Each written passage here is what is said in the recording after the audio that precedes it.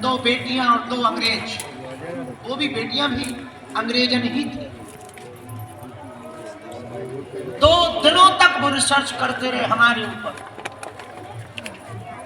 शाम को जब वो बैठे तो ट्रांसलेटर बैठा, उन्होंने कुछ सवाल पूछे और हमने भगवान का नाम लेकर उत्तर दिए। उन्होंने पूछा अंग्रेजी में कि इनसे पूछो कि ये सब कैसे संभव है। तो हमने उनसे कहा कि यही तो हमें पता नहीं। तब तो हम तुमसे रिसर्च करवा रहे थे, खोज भाई कैसे हो रहा, तू बता, हमें यहाँ पता लग जाए। ये पता ही होता तो हम खोज थोड़ी करवाते, बता देते कि ये है मसला। तो बड़े चौंके, बोले फिर तो ये सुपर पावर हो गई आपके पास। हमने कहा चाहे सुपर कह लो चाहे जो कह लो, हम इतना जानते हैं कि हम हनुमान जी के हैं और हनुमान जी हमारे हैं। जब हम भारत में प्रेत दरबार लगाते थे तो हम पर टिप्पणियां की जाती थी कि बाबा अंधविश्वास फैलाता है। लेकिन जब हमने गोरों को भी नचवाया, उनको भी जब टीका करवाया, फैला दिया हॉल में, तब भारत के लोगों को, बुद्धिमानों को समझ में आया कि कुछ नेगेटिव ऊर्जा भी होती। ये सारी बातें बता करके हम तुम्हें प्रभावित नहीं करना चाह रहे पागलों। इतनी बातें सुनकर के भी तुम हमारे चेला ना बन जाना। ये सब बातें हमने तुम्हें इसलिए बताई हैं कि हमने ये जो भी किया, हमने ये जो भी पाया, हमने ये जो भी करने की कोशिशें की, चाहे वो हिंदू राष्ट्र की हो, चाहे वो बेटियों का विवाह हो, या हॉस्पिटल हो, या फिर दरबार के चमत्कार हो, या आज तक सबसे बड़ा रहस्य बना है बाबा बागेश्वर बताता कैसे। बड़ी बड़ी प्लानिंगें हुई हमारे ऊपर। स्टिंग ऑपरेशन करने के लिए लड़कियां सेट की हुई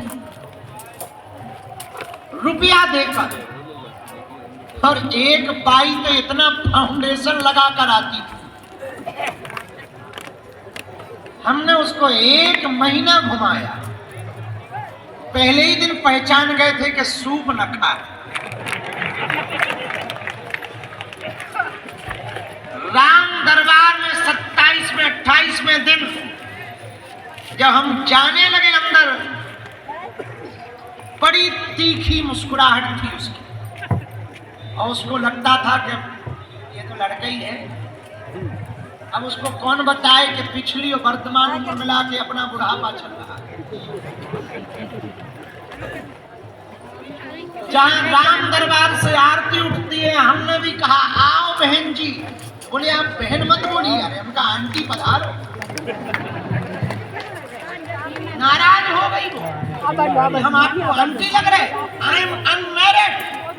उनका आंटियां भी अनमैरिड ही हो सकती, जरूरी थोड़ी आंटी बनने के लिए मैरिड हो। बड़ी नाराज हुई, बोले आप बहुत बेतुका आदमी हो। हमका आपसे कम। तो बैठी, उन्हें लगा कि बाबा फंसेगा जाल में, चूंकि उन्होंने बाल पट्टे में कैमरा लगा रखा था और उसकी चिप उनके उसमें डली हुई थी बैग में, और कैमरा इतना हिडन था कि शायद कैमरा वाले भी ना पहचान पाए कि वहां बाल पट्टे में कैमरा है। और उन्होंने बात शुरू की, हमने भी लंबी लंबी फेंकी, बैठ जाओ ना, नीचे बैठ जाओ। इतनी लंबी लंबी फेंकी, जब वो बिल्कुल ही उनको लगा कि अब बाबा कब्जे में है, तब हमने धीरे से पूछा, होटल कब से नहीं गई? सोनू सिंह के साथ।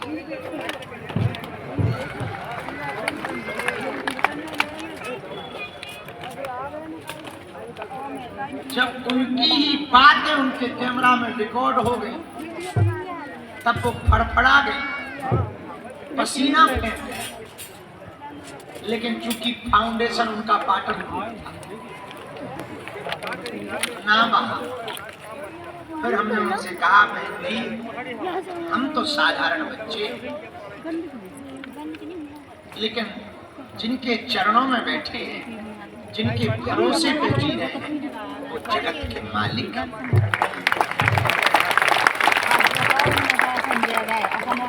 और कहानी आई गई हो गई।